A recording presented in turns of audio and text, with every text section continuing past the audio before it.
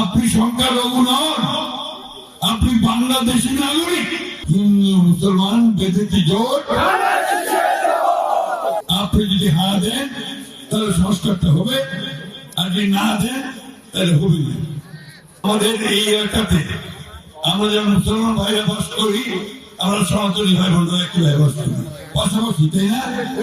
আর এইটা আরো বেশি, ঠিক তো? আমাদের ভাই কিছু আগে বক্তব্য রেখে গেছেন, তিনি বলছেন যে আমাদের সুরক্ষা চাই, নিরাপত্তা চাই, তাই না?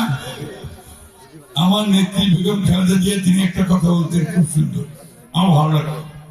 যখনই কোন হিন্দু নেতা বলতো যে আমরা তো সংখ্যালঘু, উনি বলতেন যে আপনি এই সংখ্যালঘু কথাটা আমার সামনে বলবেন না।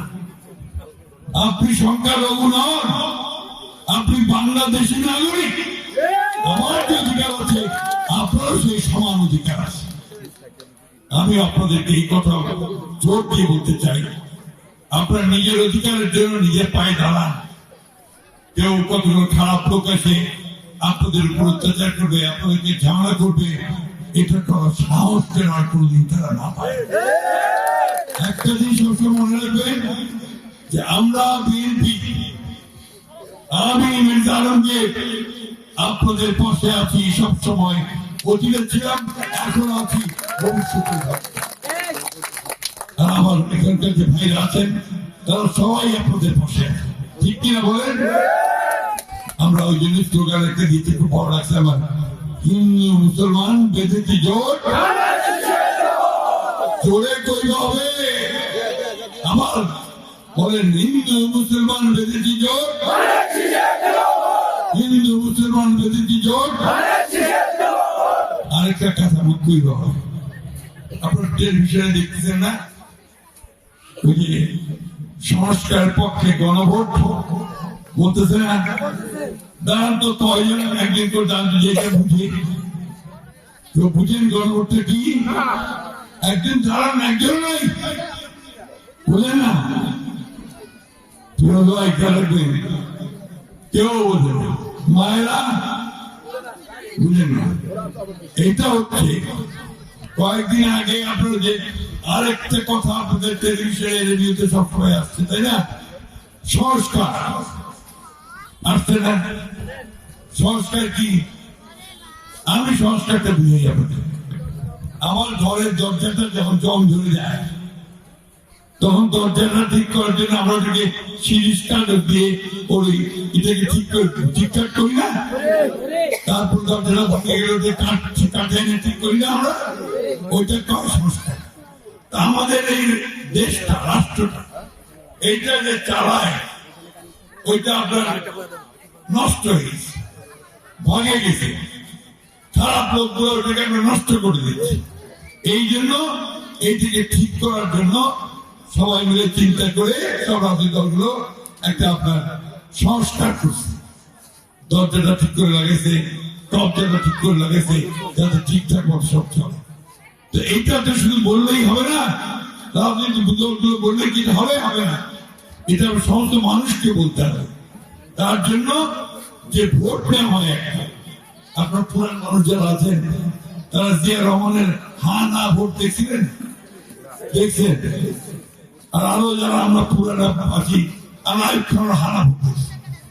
এইখানে আপনার এই হা না দাদা হচ্ছে যে কে কে সংস্কার চায়, কে কে সংস্কার চায়।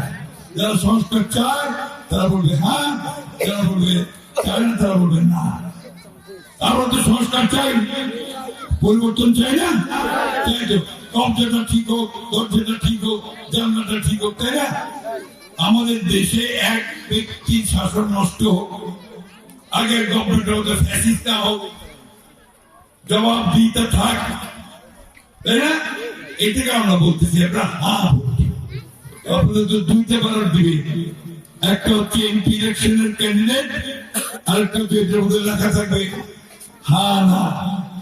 তুমি যে সংস্কার চাও, কি সংস্কার চাও? আপনি যদি হ্যাঁ দেন তাহলে সংস্কারটা হবে, আর যদি না দেন তাহলে হবে না, তাহলে আমার পেছনে পড়ে যাবেন। এই জন্য আমরা সবাই আমরা হ্যাঁ ভোটে চিন্তা করবো, ঠিক আছে? বুঝে বসবো। মুখ বুঝা পাইছেন? তাহলে ভাইরা, মায়েরা, বোনেরা, আমি আর বক্তব্য পারব না। আর মাত্র 3টা দিন। এই 3টা দিনের উপরে সিদ্ধান্ত হবে যে এই বাংলাদেশটা কি আগের মতো চলবে নাকি নতুন করে সুন্দরভাবে চলবে। নতুন করে সুন্দরভাবে চলবে চান না আপনারা? তাই তো আমাদের নেতা তারেক রহমান তরুণ, তাই না? টকবকে চলেছে, দেখছেন তো কি সুন্দর স্টেজে ঘুরে এনে বক্তৃতা করলো কালকে। পছন্দ হয়নি আপনাদের? তরুণ মানুষ, এই তরুণ মানুষকে আমরা সমর্থন করবো নতুন লোককে নাকি পুরান লোককে করবো? নতুন, তাই না? এই জন্য আপনারা আছেন যে আমাদের দেশ চিন্তা পাবে। প্রধানমন্ত্রী যে হবে সেই প্রধানমন্ত্রীকে আমরা চাই একজন তরুণ হিসেবে এবং যে নতুন চিন্তা ভাবনা নিয়ে আসবে, তাই তো?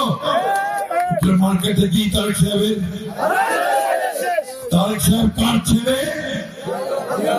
তারেক জিয়া রহমানের ছেলে। জিয়া রহমান আমাদের ভালো করছিলেন না খারাপ করছিলেন?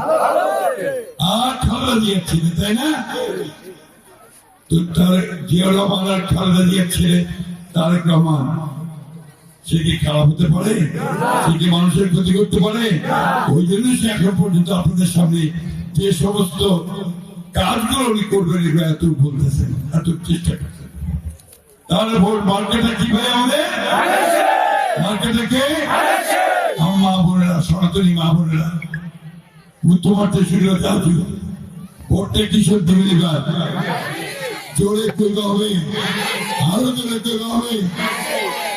হিন্দু মুসলমান বেঁধেছে জোট। অনেক ধন্যবাদ। আমি আপনাদের এখানে অনেক করে এসেছি, আবার আসবো, ভোটের পরে আবার আসবো।